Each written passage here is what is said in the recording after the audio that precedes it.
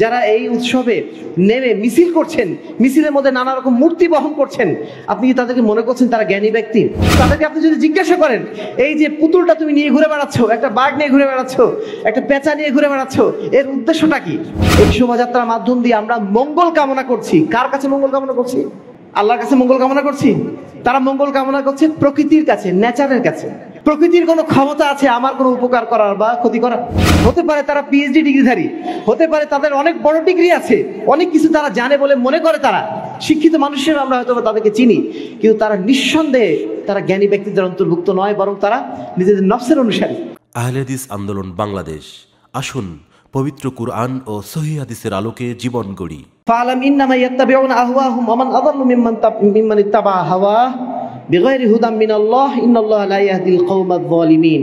নিশ্চয়ই তুমি জেনে রাখো, যারা ভুল পথের অনুসারী হয়েছে, যারা বাতিল পথের অনুসারী হয়েছে, তারা তো মূলত তাদের নফসের অনুসারী ছিল, তারা তাদের প্রবৃত্তির অনুসারী ছিল, তারা দ্বীনের অনুসারী ছিল না, তারা আল্লাহর অনুসারী ছিল না, তারা আল্লাহ রাসূলের অনুসারী ছিল না, বরং তারা নিজেদের মন মতো কাজ করার বিষয়ে তারা অগ্রগামী ছিল।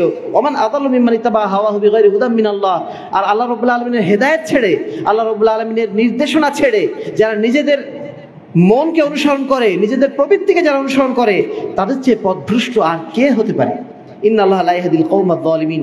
নিশ্চয়ই আল্লাহ রাব্বুল আলামিন কোনো জালেম কওমকে কখনো হেদায়েত দান করেন না। সূরা কাসাস 50 নম্বর আয়াত। সম্মানিত উপস্থিতি, এই ধরনের বেশ কয়েকটা আয়াত আমরা পবিত্র কোরআনে দেখি, যে জায়গাগুলোতে আল্লাহ রাব্বুল আলামিন এভাবে আমাদেরকে নির্দেশনা দিয়েছেন, বা এভাবে আমাদেরকে পথ নির্দেশ করেছেন, যে যারা ভুল পথে যাচ্ছে, যারা বাতিলপন্থী, তারা মূলত কোরআনের অনুসারী নয়, হাদিসের অনুসারী নয়, তারা হচ্ছে তাদের নফসের অনুসারী, তারা তাদের অন্তরের অনুসারী। তারা আল্লাহকে ভুলে গেছে, তারা ইসলামকে ভুলে গেছে, তারা দ্বীনকে ভুলে গেছে। দ্বীন এবং ইসলাম তাদের কাছে শুধুমাত্র একটা রেওয়াজ মাত্র। কিছুদিন আগে, এক সপ্তাহ আগেই আমাদের দেশে একটা বিরাট উৎসব হয়ে গেল, যেটাকে আমাদের দেশে বলা হচ্ছে পয়লা বৈশাখের উৎসব। এই উৎসবকে কেন্দ্র করে বাংলাদেশের রাষ্ট্রীয়ভাবে ছুটি ঘোষণা করা হয়েছে। এই যে পয়লা উৎসব পালন করা হচ্ছে, যারা পয়লা উৎসব পালন করছেন, যারা এই উৎসবে নেমে মিছিল করছেন, মিছিলের মধ্যে নানা রকম মূর্তি বহন করছেন, আপনি কি তাদেরকে মনে করছেন তারা জ্ঞানী ব্যক্তি? হতে পারে তারা পিএইচডি ডিগ্রিধারী, হতে পারে তাদের অনেক বড় ডিগ্রি আছে, অনেক কিছু তারা জানে বলে মনে করে, তারা শিক্ষিত মানুষের আমরা হয়তো তাদেরকে চিনি, কিন্তু তারা নিঃসন্দেহে তারা জ্ঞানী ব্যক্তিদের অন্তর্ভুক্ত নয়, বরং তারা নিজেদের নফসের অনুসারী।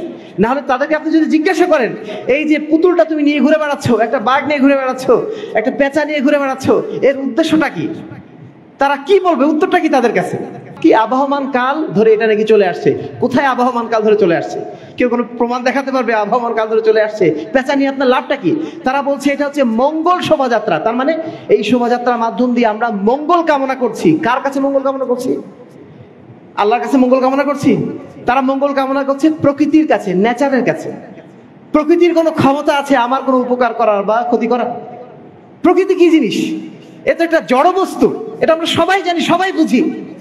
জানার পরেও, বোঝার পরেও আবার বলছি যে বছরের প্রথম দিন তুমি আমাদেরকে মঙ্গল দাও। বছরের প্রথম দিনের কোনো ক্ষমতা আছে আমাকে কোনো মঙ্গল দেবে, কোনো কল্যাণ দেবে? কেন করছে তারা কিছুই জানে না, এমনি করছে, এমনিতেই করছে।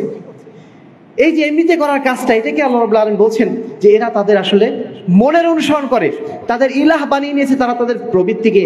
তারা নিজেরাও জানে তারা কেন করছে। আল্লাহ বলছেন ওয়ালা তাকুনু কাল্লাযীনা নাসুল্লাহ, তোমরা তাদের মতো হয়ো না যারা আল্লাহকে ভুলে গেছে। ফাআনসাহুম আনফুসাহুম, ফলে আল্লাহ কি করেছেন?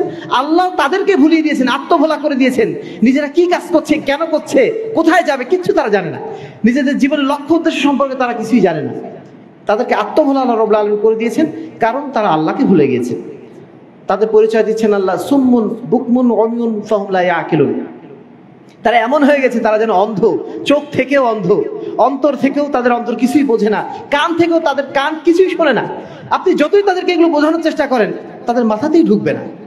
হাজারবার বোঝানোর চেষ্টা করেন, মাথায় ঢুকবে না। মনে করে যে একটা কালচার চলছে অনেকদিন ধরে, একটা কালচার ফলো করলে কি হয়? আপনি যে মুসলিম, আপনি যে আল্লাহর বান্দা, আপনি তো পশু প্রাণী নন। পশু প্রাণী যা খুশি করতে পারে, কিন্তু আপনি একজন মানুষ, আপনি আল্লাহর সর্বশ্রেষ্ঠ সৃষ্টি। আপনাকে আল্লাহ রাব্বুল আলামিন বিশেষ একটা উদ্দেশ্য নিয়ে সৃষ্টি করেছেন।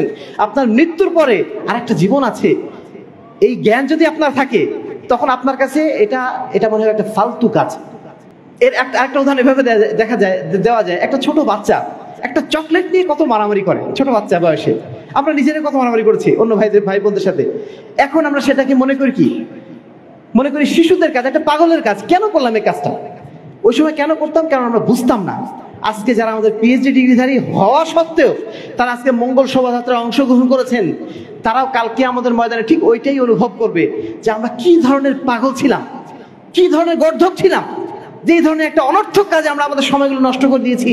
অথচ ওই সময়টা যদি আমরা আল্লাহর আনুগত্য করে কাটাতাম, আমরা আজকে জাহান্নামের অধিবাসী হতাম না। আজকে আমরা জান্নাতের উচ্চ স্থানে থাকতে পারতাম, যেভাবে আল্লাহর যারা বান্দা তারা থাকতে পারছে। সম্মানিত উপস্থিতি, এই জ্ঞানহীনদের অন্তর্ভুক্ত আমাদের বাংলাদেশের প্রায় 80% মানুষ।